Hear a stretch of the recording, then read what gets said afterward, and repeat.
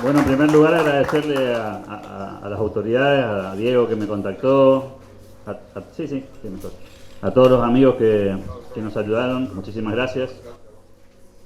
En segundo lugar, en buena hora que tengamos mucha gente con ganas de compartir una jornada de sábado, ¿no? Podríamos estar haciendo otra cosa, pero decidimos capacitarnos y esa ya es una buena señal, es un buen síntoma.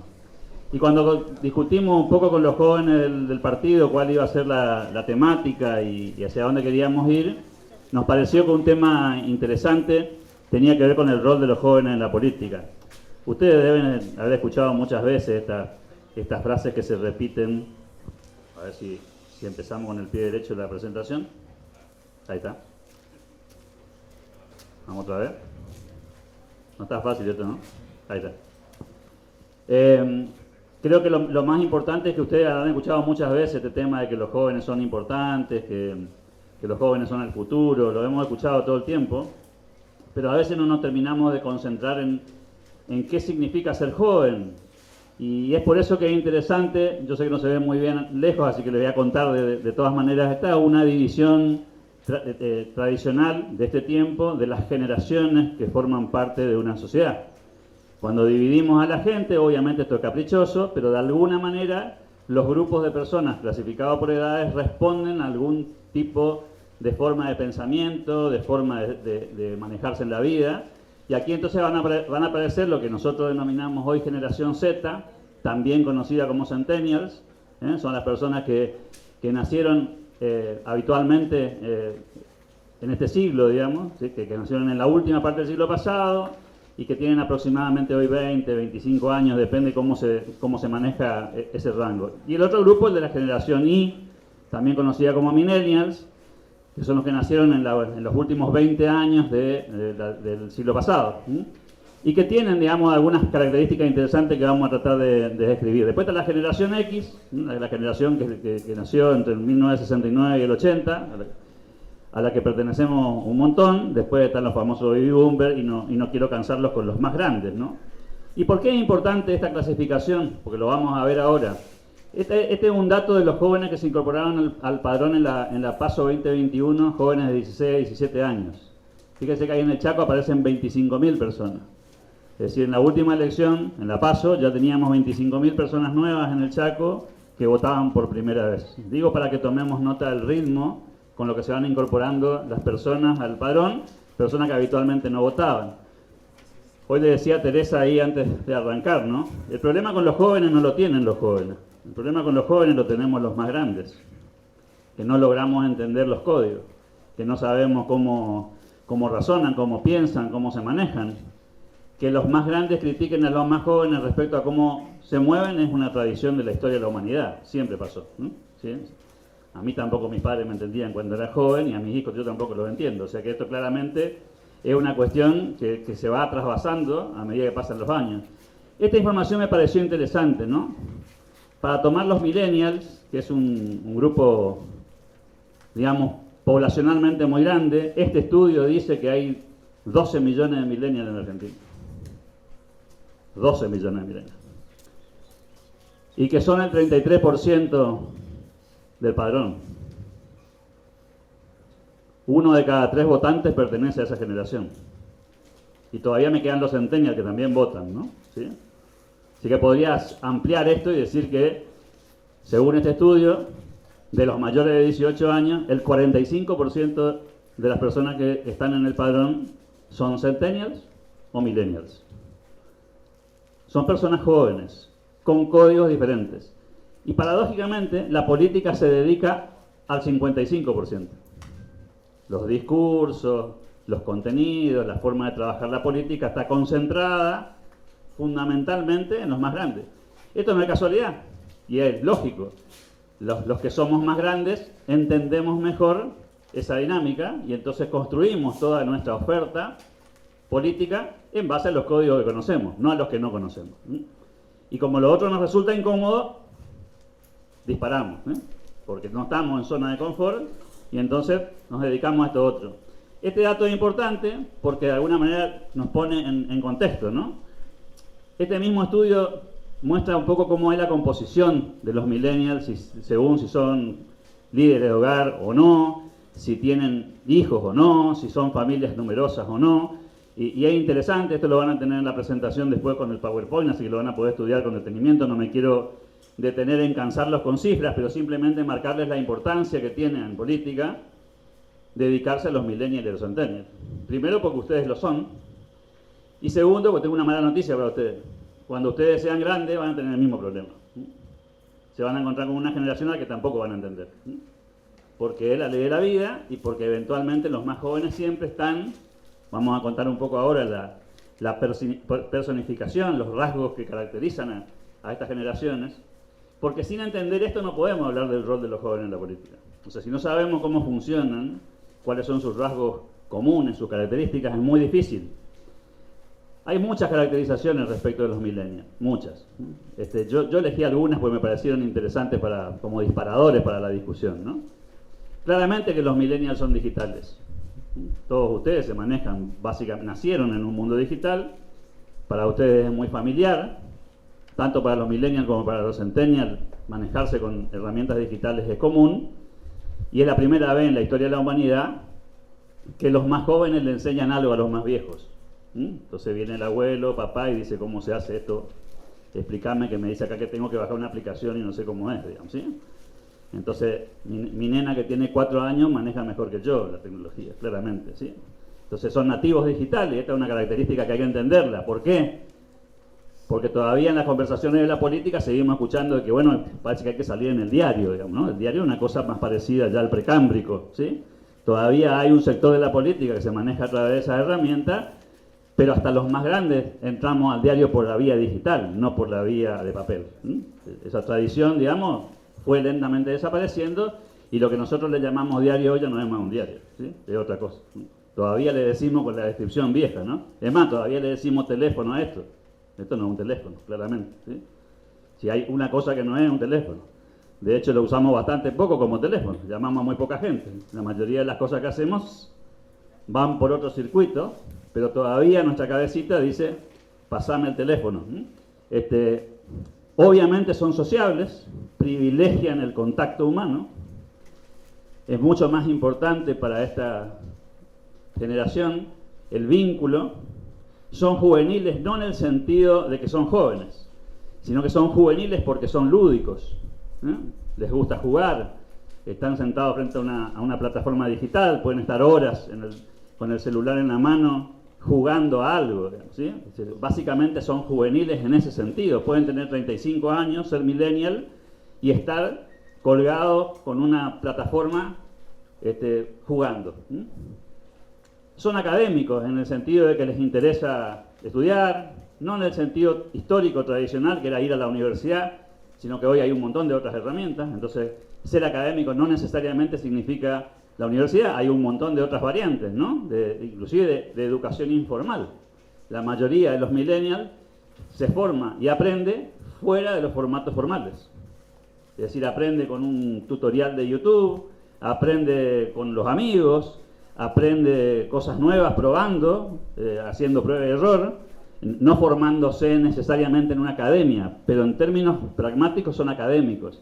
Y son académicos permanentes, no académicos para recibirse, sino que siguen aprendiendo y siguen sumando conocimiento.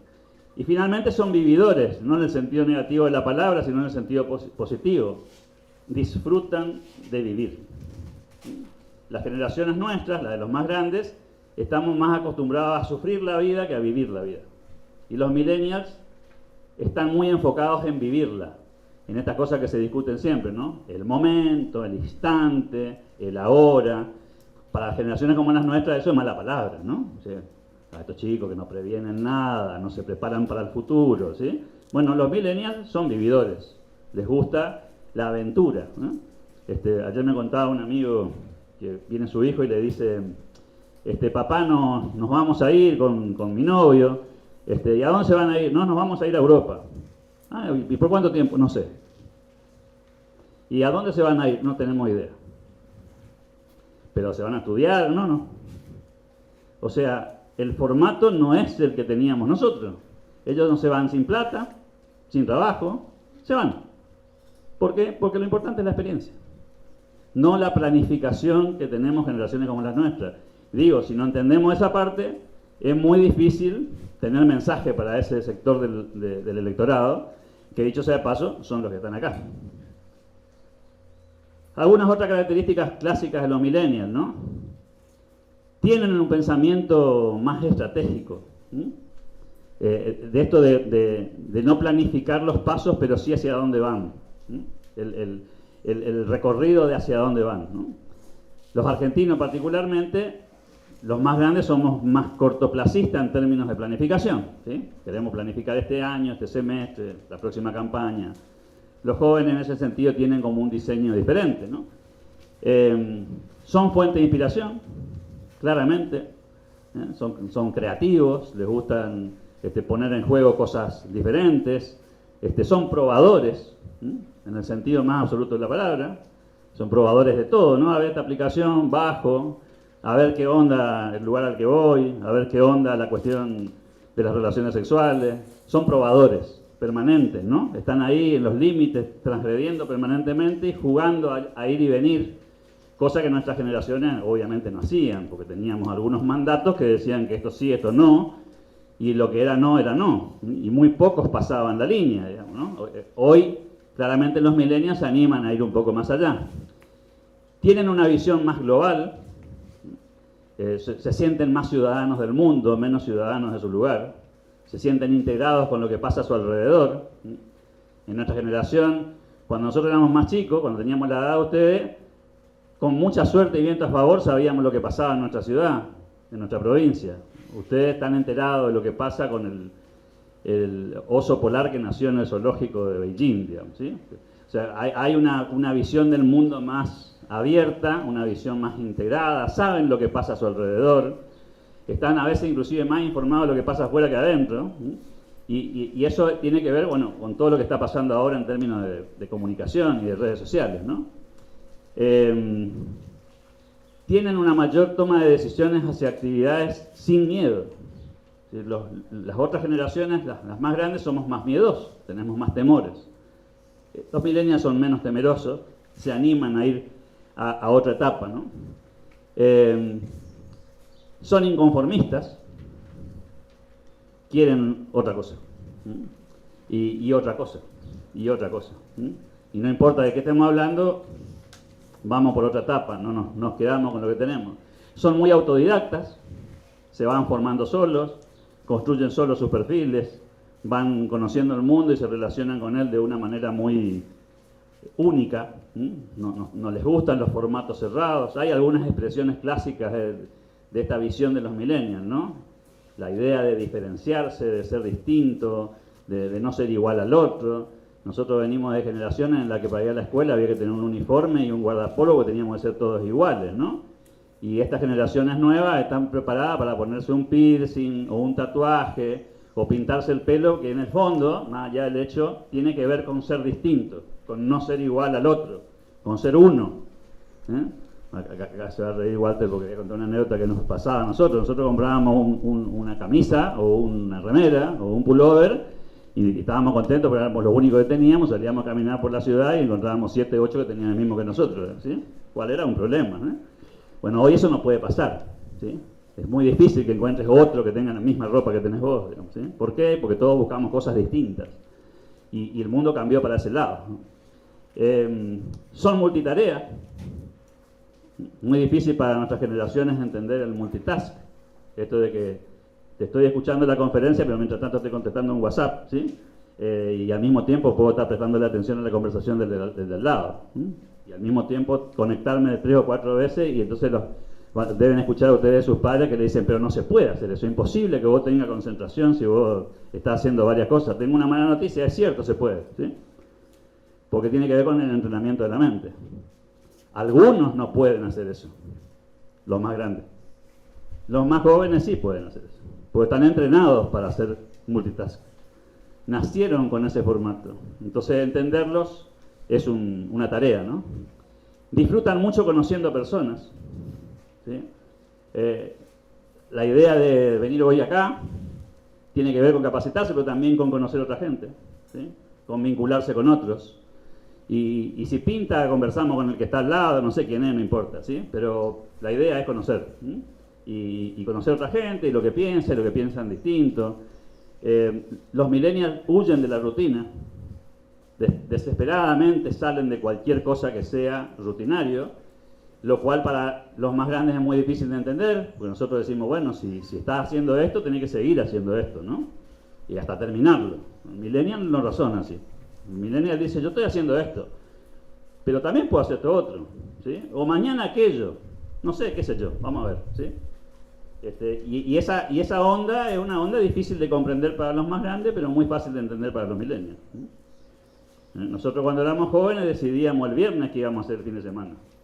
Claro, no había celular, no había cómo comunicarse, así que había que, para ir a la fiesta a la noche, había que saber qué fiesta había, ¿no? Y había que hacer una investigación casi de inteligencia corporativa para saber qué había y a dónde iba a ir. Y hoy los millennials a las 2 de la mañana mandan un WhatsApp y dicen, ¿qué onda? ¿Sí? Yo tengo un hijo de 30 años y una hija de 25, aparte de la bebé. Y entonces le digo, che, el domingo nos juntamos a comer, ¿sí? Dale, dale. Entonces el sábado le digo, ¿a qué hora vienen el domingo? Falta todavía, ¿no? Después, no, pues yo tengo que comprar la comida, tengo que preparar las cosas. No, te aviso, ¿sí? Entonces, y después se enojan ya, ¿no? Pero qué hincha pelota, ¿para qué me está pidiendo que te defina ya? Mañana hablamos, ¿sí? Entonces, bueno, ahí hay una disintonía entre cómo razona un millennial y cómo razona un anciano, ¿sí? Entonces, básicamente, ¿por qué estoy trayendo este tema? Porque para hablar del rol de los jóvenes en la política tenemos que entender esta parte. Si no, estamos hablando en el aire, digamos, ¿no?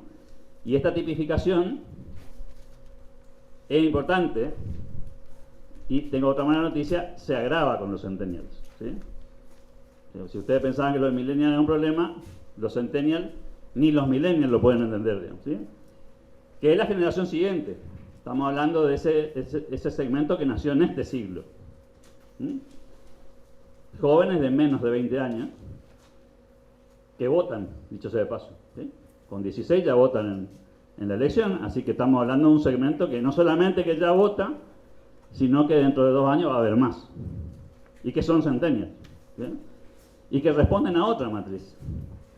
Están muy enfocados en la innovación, muchísimo, siguen todo lo que sea nuevo, todo lo que aparezca distinto, bajan cualquier aplicación de cualquier cosa, no importa si sirve o no sirve, ¿sí? Están permanentemente en esa búsqueda. Tienen una visión bastante pesimista sobre el futuro, son muy críticos de lo que pasa y tienen una mirada extremadamente crítica de lo que viene, ¿no? Son los que dicen que el planeta va a desaparecer, son los que dicen que el mundo va para atrás, ¿sí? Que retrocede, etcétera, etcétera.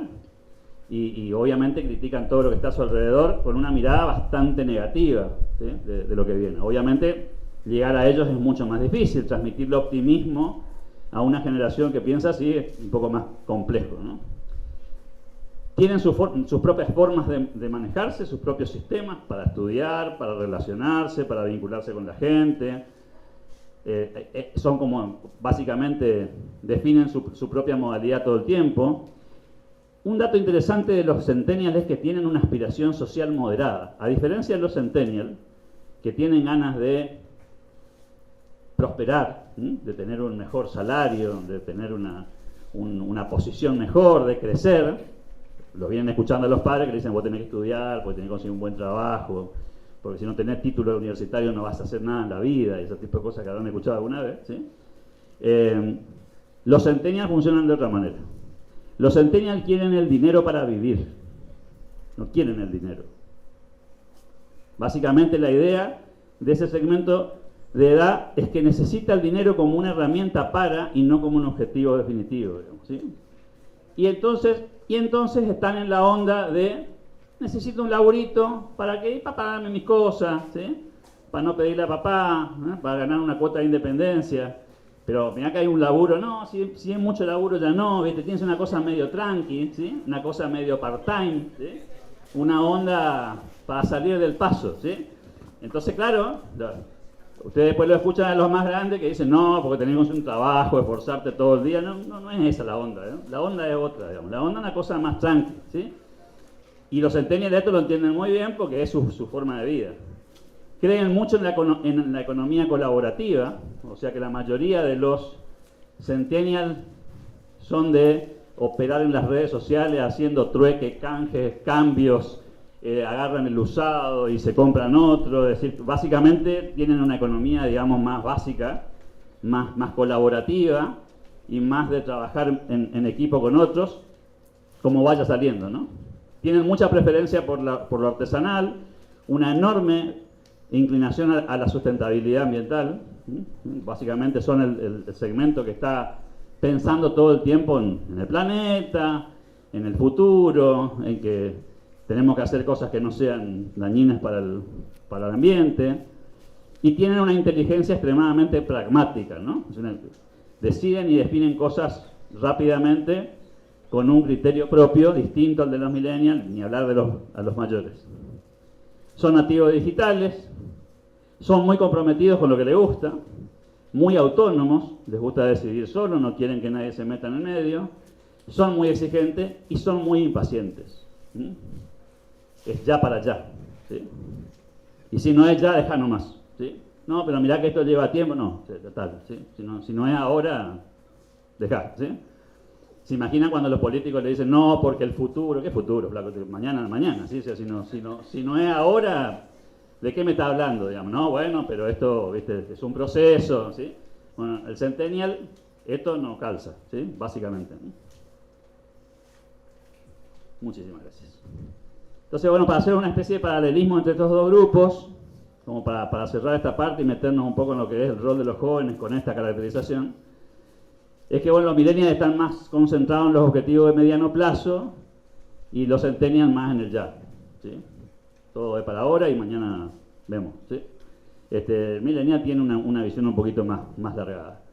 Los millennials están mucho más conectados, pero los centennials están hiperconectados.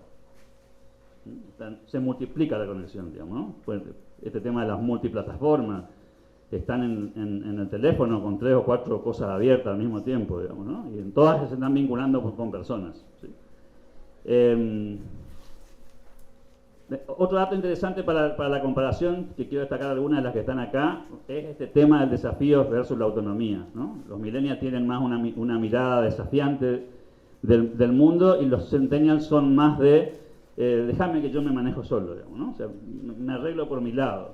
El millennial todavía tiene algún rasgo de las generaciones anteriores respecto a los desafíos y hacia dónde va, etcétera, etcétera. El centennial, como es más cortoplacista, está con la cosa de que no lo joroben, que lo dejen ser él mismo y que de alguna manera se mantenga dentro de esa zona de confort propio, ¿no?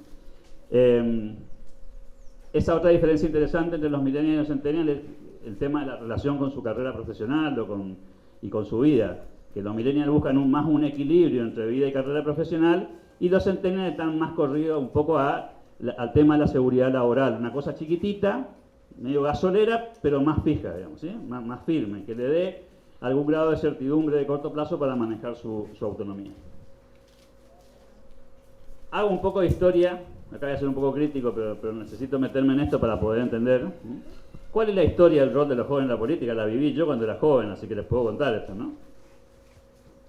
Venimos de una época en que los jóvenes son una rama secundaria de la política, ¿sí? Una especie de satélite de los partidos, ¿no? Venimos de la época en la que eran los jóvenes, y los jóvenes eran como una especie de apéndice del partido político, una cosa que salía ahí de costado, como la famosa rama joven, ¿sí? La juventud X, todos los partidos hacían eso, esa es la historia.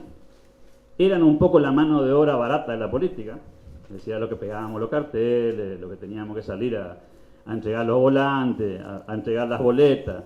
Y no es que eso esté mal, digo, ¿no? El problema es el concepto, ¿sí? Los jóvenes están para esto, digo, ¿sí? Solamente pueden hacer estas cosas, no están para otra cosa más que eso, ¿sí?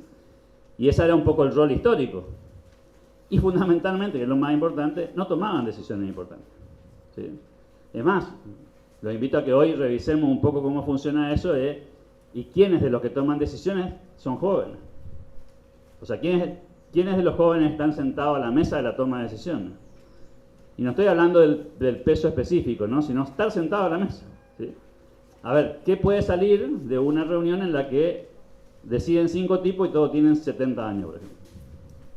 puede haber una mirada comprensiva sobre lo que pasa a los jóvenes. Es difícil. ¿Sí? ¿Por qué? Y porque todos tienen los mismos códigos, pertenecen a la misma generación. Ojo que ser joven en sí mismo no es una virtud. Si tampoco caigamos en esa trampa. ¿Sí? No es que porque sos joven sos virtuoso, no. Pero tener una mirada distinta, observar las cosas de otra manera, poder hacer un aporte respecto a los modos, a las formas, a los medios, e inclusive, ¿por qué no a las decisiones? ¿Sí? De si esto está bien o está mal. Y en la historia del rol de los jóvenes esto no estaba. ¿Sí? Entonces, ¿cuál debería ser el rol? Y después abrimos para que podamos hacer un intercambio, porque de eso se trata. ¿Cuál es el primer rol de los jóvenes en la política actual? Y romper con esta idea de homogeneidad. ¿Sí? Los jóvenes, ¿sí? Como un genérico. Si ojalá fuera tan fácil, ¿no? No existe tal cosa como los jóvenes. Existe una cosa absolutamente heterogénea. ¿Sí? Por lo que ya vimos, porque hay centennials y millennials, y porque de adentro de eso hay de todo. ¿Sí? Voy a tocar un tema medio urticante, pero me parece que lo voy a usar como ejemplo porque me parece que va a servir. La política viene del varón y la mujer.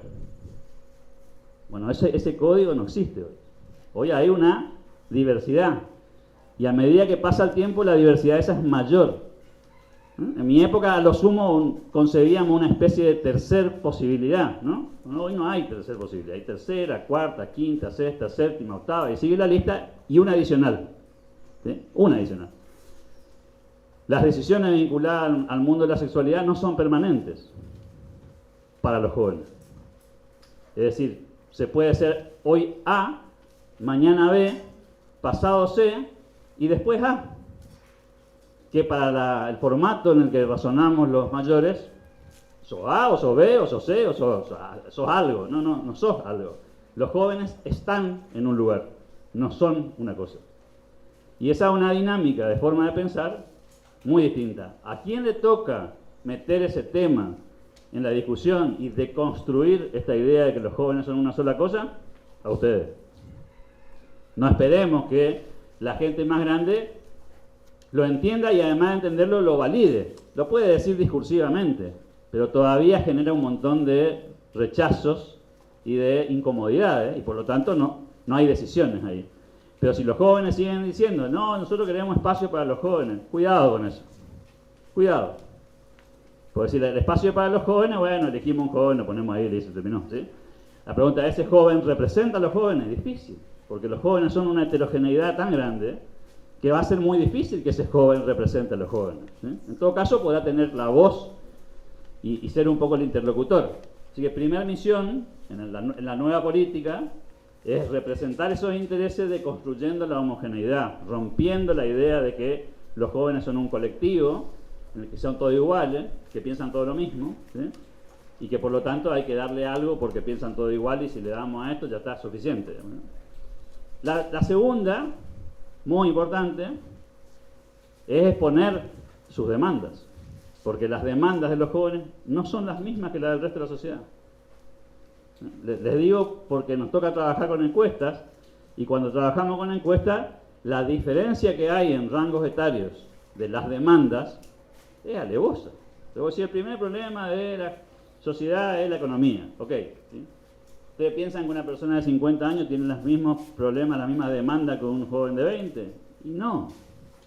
Porque lo que vimos hoy, porque sus expectativas son diferentes. Los más grandes venimos de la época en la que queríamos un trabajo seguro, jubilarnos en el mismo trabajo que empezamos. ¿Sí? Esa era la mirada, ¿no?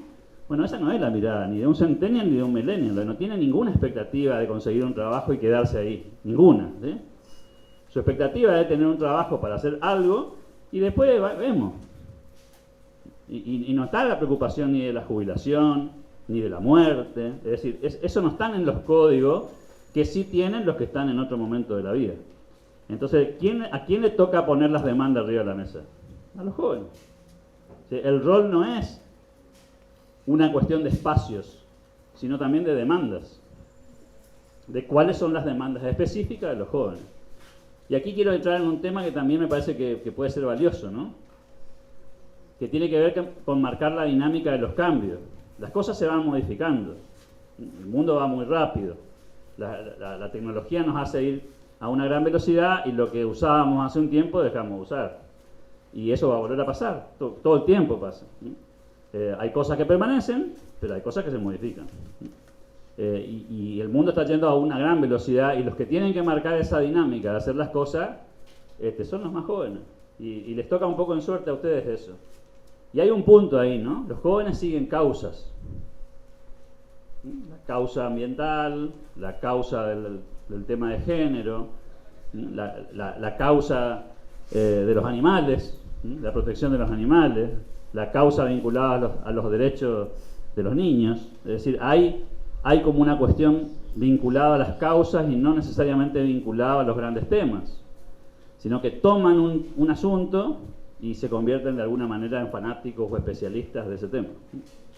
Y les toca a los jóvenes poner arriba de la mesa esa tarea, ¿no? de tomar esas causas, de encarnarlas, de mostrarle a la sociedad que están preocupados por esas cosas y hacer activismo en esa dirección. Que activismo, ahí voy otra vez a los formatos, no es sacar un comunicado de prensa, digamos, ¿no? O sea, estamos hablando ese es un formato viejo, ¿no? Un formato que no le interesa absolutamente a nadie. No, vamos a sacar un comunicado de partido. Digamos. ¿A quién le interesa el comunicado de partido? ¿No? Sería la pregunta, ¿no? La pregunta es si estamos en la calle y la pregunta es si estamos trabajando con la gente, si estamos trabajando con la sociedad, si estamos transmitiendo nuestros valores, nuestras preocupaciones, nuestras demandas. Y ahí sí hay un rol de los jóvenes irreemplazable, ¿eh? No imaginen ustedes a una persona de una generación mayor metiéndose en estas cuestiones porque primero no las entendemos y en segundo, aunque las entendiéramos, con el mayor de los éxitos, podríamos dar vía libre para que otros lo hagan, pero difícilmente poder transmitir esos valores. Hay un fenómeno interesante porque en política a veces caemos en la trampa de ir a lo blanco-negro, ¿no? Entonces alguna gente dice, no, bueno, pero hay que sacar a los dirigentes viejos y poner a los dirigentes jóvenes, ¿sí? Pero hay una paradoja, porque en Estados Unidos, por ejemplo, probablemente los dos dirigentes políticos con más éxito entre los jóvenes son dos personas de más de 80 años. Ron Paul en la derecha y Bernie Sanders en la izquierda. Son dos hombres añosos, ¿sí? Muy viejos, no es que son grandes, ¿no? Un tipo casi al borde del retiro, ¿sí? Sin embargo, en cada uno de sus meetings llenan de jóvenes. ¿Por qué? Porque entienden, no porque son jóvenes. No intentan disfrazarse, ¿eh? No hacen una cuentita de TikTok y se ponen a bailar, no pasa por ahí, ¿sí?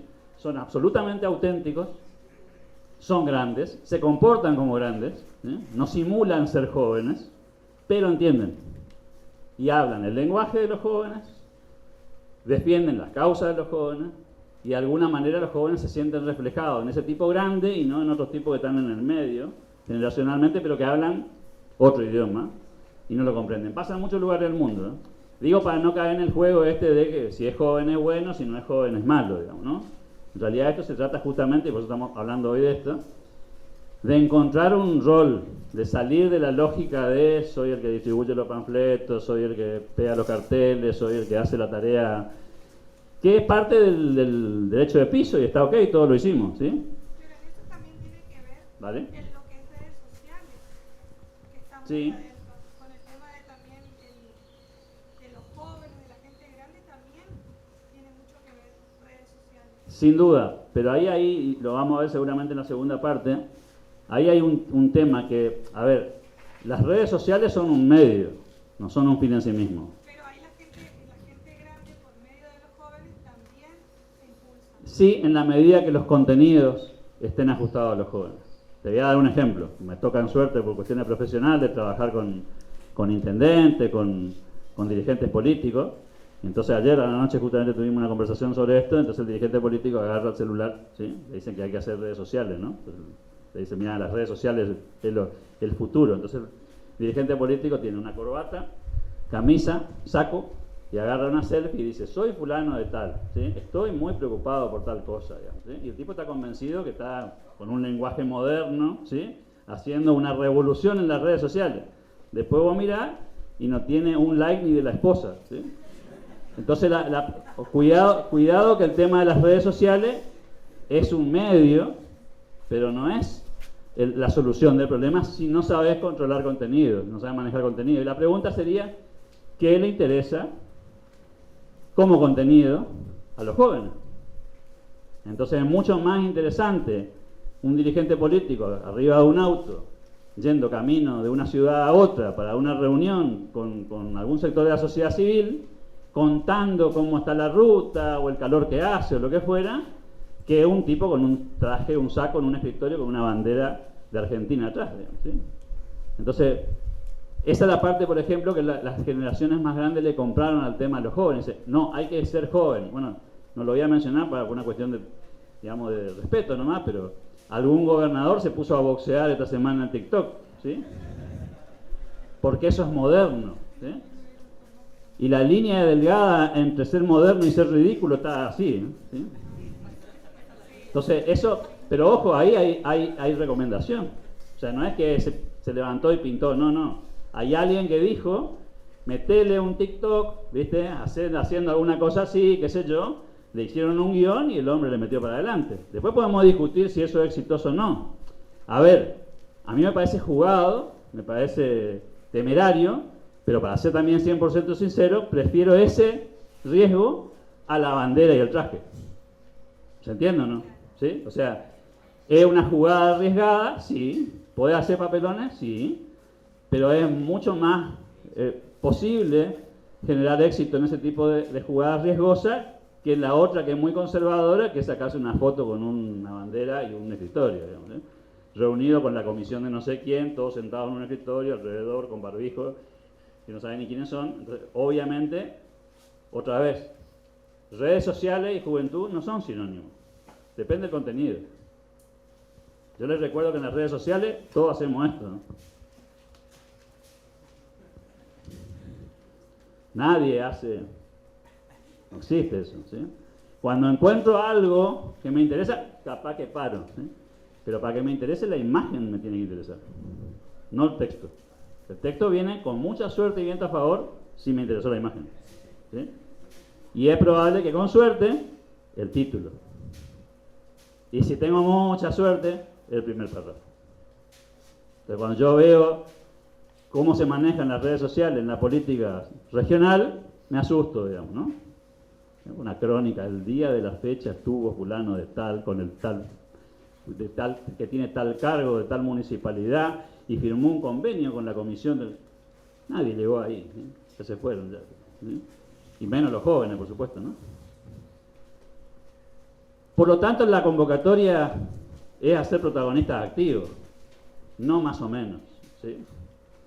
Y yo acá me voy a permitir, como yo no soy del partido, y como no soy ni siquiera del Chaco, o sea, tengo una impunidad superior, ¿sí? Me puedo dar el lujo de decir cosas que los dirigentes políticos no pueden decir, ¿sí? También les digo, no pidan lugares, sean protagonistas, no es lo mismo, ¿no? Si pido, es porque no es mío. ¿Se entiende o no? Ganar protagonismo es ganarse protagonismo. No es pedir un lugar. Si tengo que pedir es porque no es mío. Porque alguien me lo tiene que dar. Y si alguien me lo tiene que dar, no es mío. Me lo va a dar de onda, ¿sí?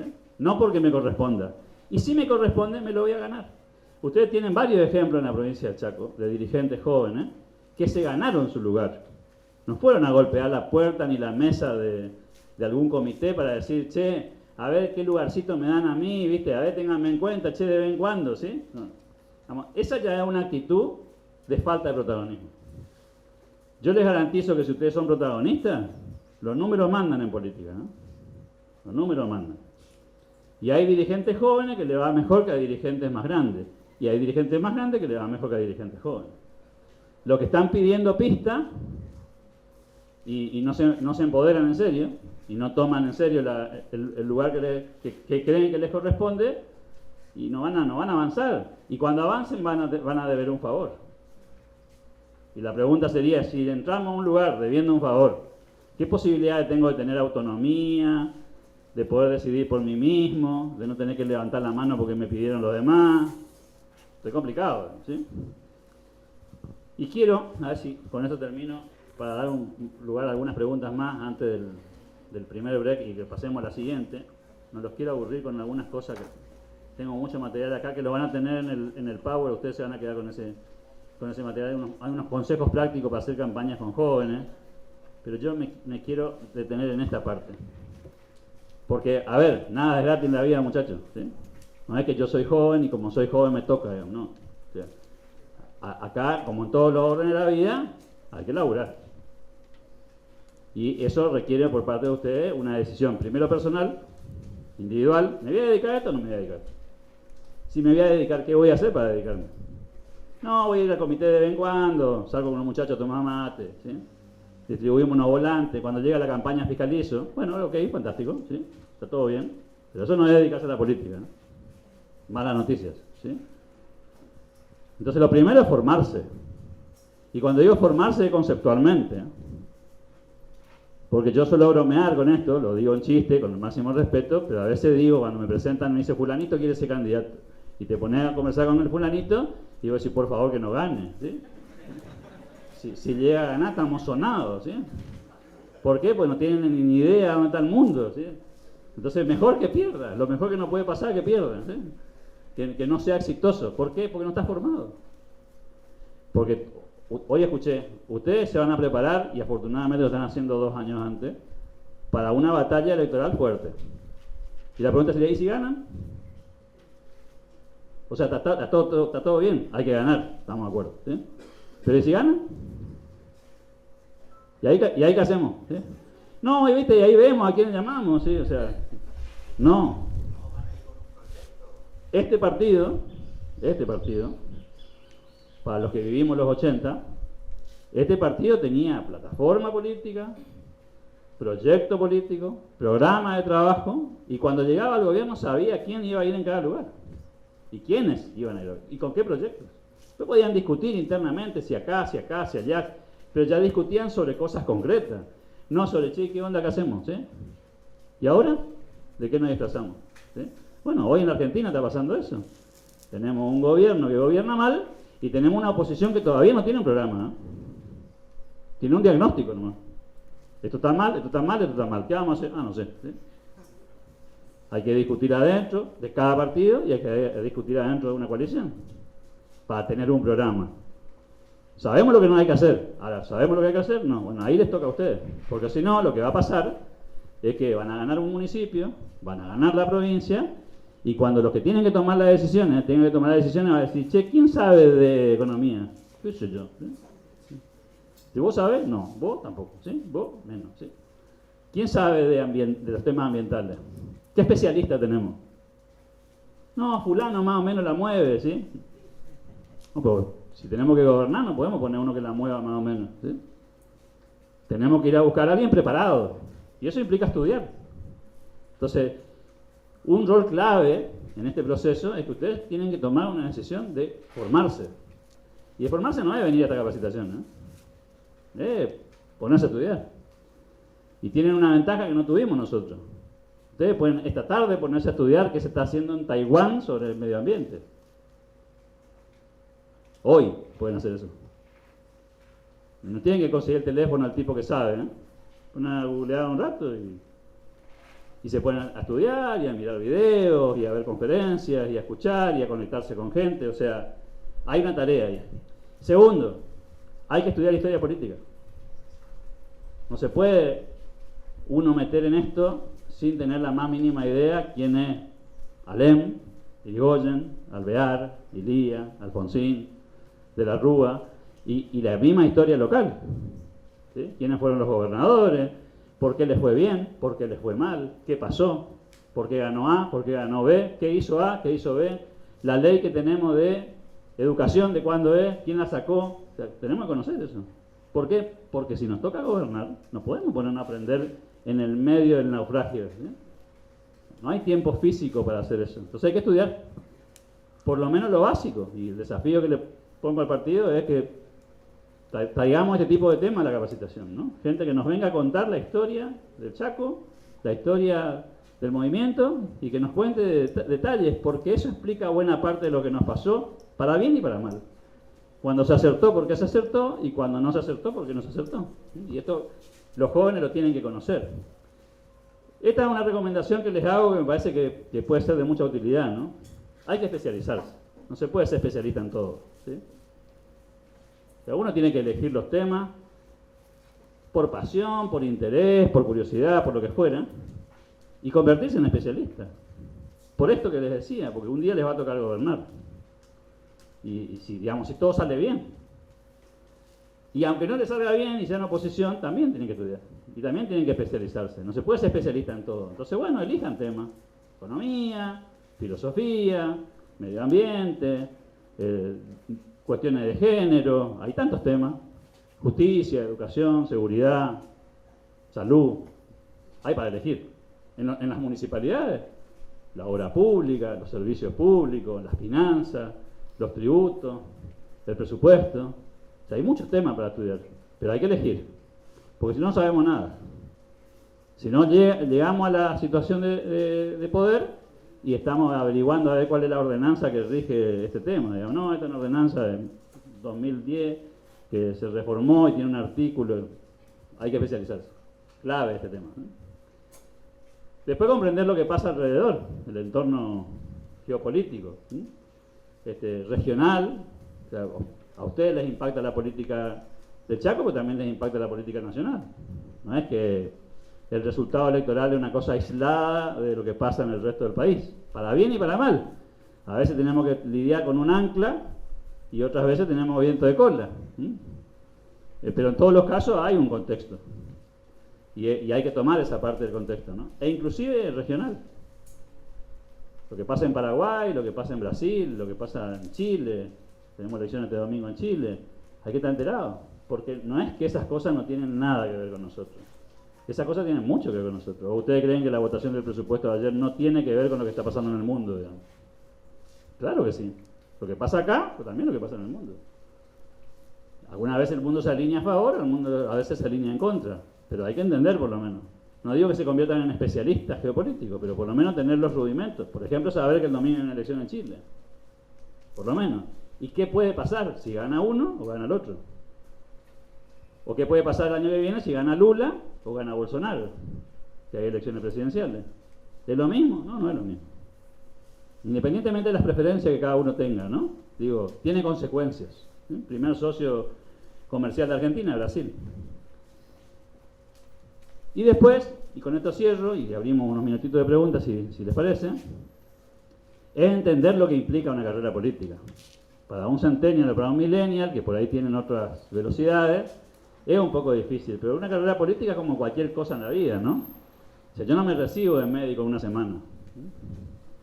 Si yo decido seguir medicina, tengo que ser consciente que tengo 5 años de universidad, probablemente tenga que hacer 2 años de residencia, después tenga que elegir una especialidad, me toque ir a trabajar a un hospital de andar sabe dónde, si es que califico, y si no tengo los números adecuados, no voy a ir a ningún lado, y tendré que ir a algún centro de salud público del interior, y hacer la colimba ahí, hacer mi servicio militar comunitario hasta que consiga tener cierto currículum, o sea, es una carrera, no hay magia acá, ¿no?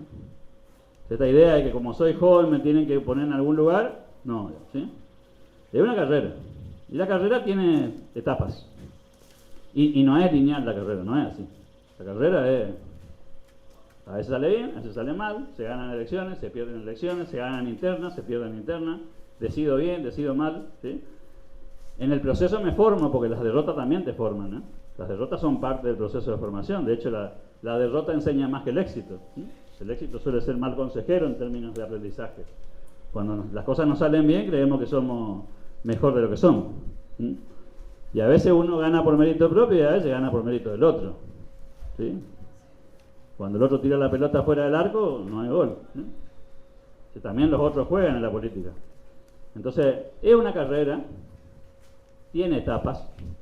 Ustedes pueden diseñarse su propia carrera política. Quiero ser concejal, quiero ser autoridad del partido, quiero ser intendente, quiero ser gobernador, legislador. No quiero ocupar ningún cargo, pero quiero ocupar un cargo ejecutivo cuando nos toque ganar. Quiero ayudar, quiero ser consejero, qué sé yo, lo que fuera, ¿sí? Y hay una carrera, y hay que generar relaciones, y construir relaciones, y tomar buenas decisiones. Digo, entendamos que es una carrera y no una cosa mágica, ¿sí? Porque eso es un componente de la configuración de los millennials y los centennials que atenta contra la idea de la carrera política, ¿sí? O sea, todo es rápido, todo es fácil, todo es mágico, ¿sí? Si ustedes miran los ejemplos de éxito, ustedes tienen varios en el partido, ninguno la tuvo fácil, muchachos, ¿sí? Ninguno ganó la primera vez. De hecho, la mayoría tuvo tropiezos, y fuertes, ¿sí? Y algunos terminaron muy bien y otros terminaron muy mal, después de ser exitosos inclusive, ¿no? Es una carrera, y como la carrera de un artista, como la carrera de un profesional, como la carrera de un plomero. Una carrera, tiene etapas, ¿sí? Y hay que prepararse para esa carrera, y mi recomendación, con esto cierro esta parte al menos, es que se tomen en serio ser parte de la política, que estudien, que se preparen, que se especialicen, que conversen con gente que conoce, que aprendan de lo que los demás saben, que se nutran de eso, y que vayan construyendo su propio camino, siendo conscientes de que el objetivo de esto tiene que ser algo que, obviamente, como todo lo que hacen política, sea parte de cambiar la realidad. Y para cambiar la realidad hay que ser serio, hay que ser responsable. Cuando somos improvisados, no somos profesionales y nos manejamos de una manera muy rústica, y es muy difícil que seamos exitosos, ¿sí? Y como decía hoy bromeando, ¿no? Y mejor nomás que no ganemos, ¿sí? Si no vamos a hacer las cosas bien y no vamos a ser serios, tal vez esto no sea lo nuestro, ¿sí? Ahora, si estamos realmente convencidos que podemos contribuir con la sociedad y cambiarla, tomemos la aposta. Por mi parte, gracias, y abrimos preguntas si les parece.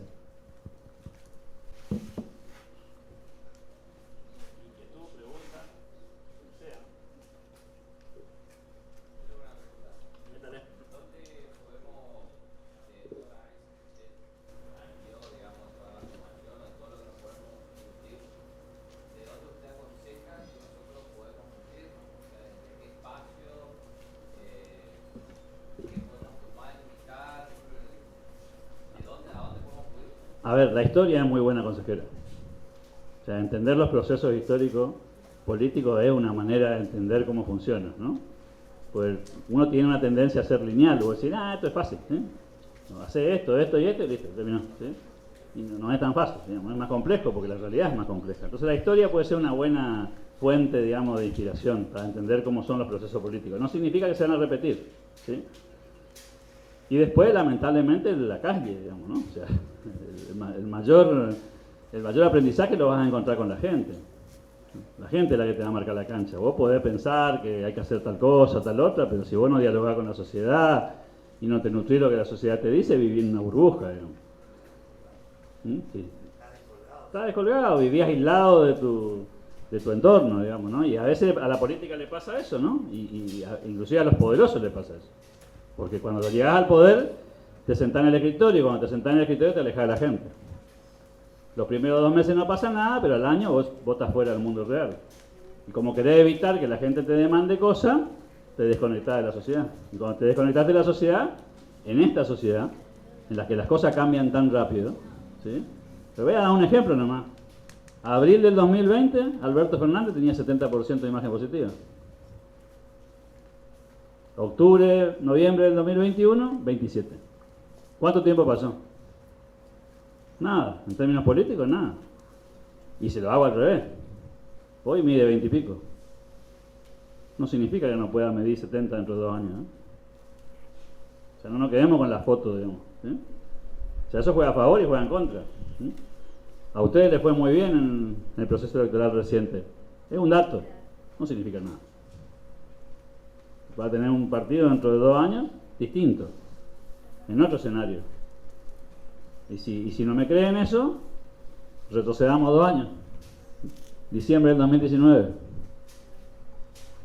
Estaba el dólar a 63, Alberto Fernández recién había asumido, no había pandemia. 2 años después, acá estamos, ¿sí? Destrozados, digamos, ¿sí? O sea, ¿pueden pasar cosas en 2 años? Inimaginables, ¿sí? Entonces hay que estar como permanentemente preparado para adaptarse. Y a ustedes les pasa porque la tecnología nos desafía todos los días. Yo trabajo mucho con jóvenes, que estoy en una organización de la sociedad civil, en una ONG, en un think tank para ser más exacto. El 80% de la gente con la que trabajamos son jóvenes. Y los jóvenes están todo el tiempo proponiendo cosas absolutamente divergentes. Vienen y me plantean, vamos a hacer tal cosa con tal plataforma, no tengo la más mínima idea cuál es, digamos, ¿sí? Y lo único que se me ocurre decirle es meterle. No tengo argumentos ni para decir que no, ¿sí? Porque no conozco. Entonces, ¿vos te parece que sí? Metele. Probemos, a ver, ¿funciona o no funciona? O sea que los desafíos pasan un poco por ahí, pero yo creo que la mayor fuente de inspiración pasa por la historia, que ayuda mucho. Sí, sobre todo la local. Ustedes, sobre todo porque ustedes tienen procesos exitosos acá. O sea, es una leyenda esa que el peronismo no se le puede ganar. Sí se le puede ganar. Ustedes son testigos de eso. Por supuesto, se tienen que dar una serie de situaciones, ¿no? Bueno, y ahí es justamente lo que hay que estudiar. ¿Por qué se le ganó? Bueno, se le ganó por A, pero también se le ganó por B, por C, porque hubo un liderazgo, porque hubo un hartazgo de la sociedad, porque hubo malos dirigentes del otro lado, porque hubo unidad de este lado. O sea, hubieron varias cosas que convergieron y terminaron en el resultado. Bueno, ¿qué de esas cosas nos están faltando hoy? ¿Sí? Bueno, si no tenemos alguna de esas cosas, las vamos a tener que trabajar, porque eso nos dice la historia. ¿Ahí?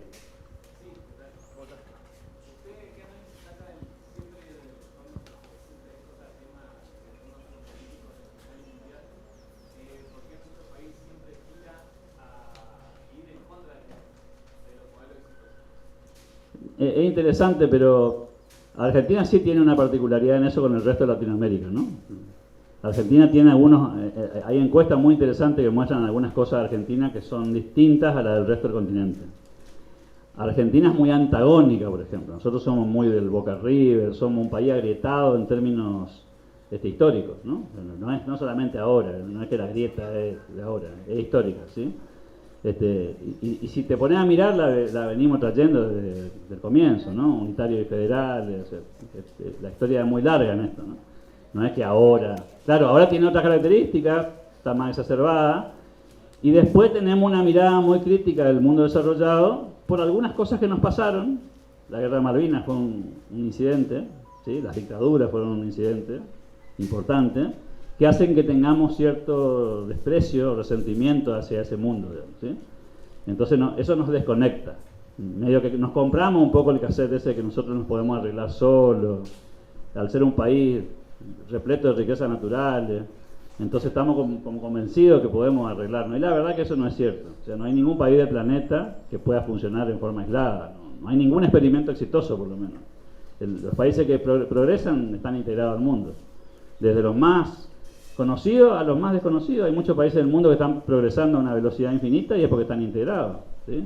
Y son países pequeños que están haciendo su recorrido. Entonces yo creo que Argentina tiene ahí una cuestión que salir, la grieta es un problema, siempre lo fue, y el discurso político que todos tenemos, ¿no? Se sale entre todos, no se sale. Bueno, pues la pregunta es si tenemos vocación de salir entre todos. Por ejemplo, cuando te toca gobernar, ¿a quiénes convocas? Claro, ¿y si el idóneo es del otro partido? ¿Cuál sería el problema? No, pero digo, si vos tenés en tu municipio un tipo que sabe, me está tocando en suerte en mi provincia ahora eso, el tipo que más sabe de recolección de residuos del otro partido, en la ciudad, y el proceso que tiene esa ciudad de recolección de residuos es exitoso. Y acaba de ganar vos la elección y los otros se fueron. Lo que dice el sentido común es que lo tenés que ir a buscar. Y si es de la cámpora, no importa. ¿Por qué? Porque vos tenés que gobernar para la sociedad. Vos no gobernás para el partido. Ni siquiera para los que te votaron. Vos gobernás para los que no te votaron también. Entonces, ¿qué le tenés que ofrecer a la sociedad, a tu comunidad? Lo mejor. Y si lo mejor es alguien que no es del palo, está bien, por supuesto, no seamos ingenuos, no le vas a dar el control de cosas estratégicas, pero hay temas técnicos que merecen traer a los mejores. Y no hay ningún pecado. Bueno, ahí hay un trabajo que hacer, ¿no? Cuidado que nosotros no seamos también parte del problema, que cuando ganamos clasificamos a la gente por colores y le ponemos una etiqueta y el que no tiene la etiqueta no entra, ¿sí? O le ponemos un peaje y le decimos que no tiene voto acá no participa, digamos. Pero que a veces vos necesitas los votos, pero también necesitas gobernar bien. Porque si no, 4 años después te meten una patada y te mandan a tu casa, digamos, ¿sí? Entonces capaz que gobernar con los tuyos nomás, pero gobernar mal. Y esto otro que yo digo en broma, pero también digo en serio, cuidado que si no tenemos gente preparada, ojo, ¿no? Podemos ganar. ¿Sí? ¿Y a quién vamos a poner en cada lugar? ¿Tenemos equipos técnicos para trabajar? ¿Hay gente preparada? ¿Hay gente estudiando los temas? que no necesariamente tienen que ser los militantes, ¿eh? Podrían no ser militantes. Pero ahí hay mucho espacio también para los jóvenes. Porque los partidos no tienen riquezas infinitas de conocimientos, digamos. Tienen fortaleza y también tienen debilidades. Entonces yo creo que ahí hay un contexto, ¿no? Argentina tiene algunas particularidades. Mi opinión, pero esto es muy subjetivo, nosotros tenemos en Argentina el síndrome del hijo rico. Nosotros creemos que somos un país que siempre vamos a salir adelante, ¿sí? Claro, tenemos esa cuestión medio vanidosa, digamos, de creernos los mejores, y la verdad que la evidencia empírica dice otra cosa, ¿no? ¿Sí? Competimos contra países que no sabemos ni los nombres, ¿sí? Nos caímos del mapa, digamos, ¿sí? Hace rato nos caímos del mapa. Y ni siquiera en las cosas que nosotros éramos buenos, genuinamente buenos, eso lo dice cualquier latinoamericano. Argentina era famosa por su sistema educativo. El sistema educativo argentino era un ejemplo mundial. Y en Latinoamérica era, lo académico era Argentina. Ir a estudiar a Argentina era como ir a estudiar a Harvard. Para un peruano, para un boliviano, para un chileno, para un colombiano. Uy, no. Nos quedamos con la leyenda de que tenemos un buen sistema educativo, ¿sí? En algunas universidades todavía se conserva algo de eso. Pero hay universidades de países vecinos nuestros que antes no valían 2 pesos y hoy yo lo pensaría 2 veces, digamos, ¿no? O sea, entre irme a una universidad prestigiosa de Argentina y una universidad de Paraguay, por ejemplo, empiezo a tener mis dudas. Hace 20 años te hubiera dicho otra cosa, por ejemplo, ¿no? Entonces ahí Argentina tiene que empezar a entender que se cayó el mapa, ¿sí? Y que retrocedimos, inclusive en las cosas que éramos genuinamente buenos. Hay cosas en las que nunca fuimos buenos, pero hay temas en los que Argentina era un modelo, ¿no? Un país que el planeta miraba y con admiración. Todavía nos pasa, ¿eh? A ustedes les debe pasar, se van a países vecinos y hay un respeto por Argentina, pero hay un respeto por la historia de Argentina. Lo del presente no merece mucho respeto, ¿eh? Al contrario, somos casi objeto de burla, ¿no? Antes nosotros decíamos que los países chiquititos que estaban a nuestro alrededor eran países corruptos, ¿sí? Mejor callémonos la boca, porque, ¿sí? Pero bueno, no los aburro más. Les propongo que nos tomemos 10 minutitos para tirar las piernas y pasamos al tema de campañas políticas. ¿Les parece? Gracias.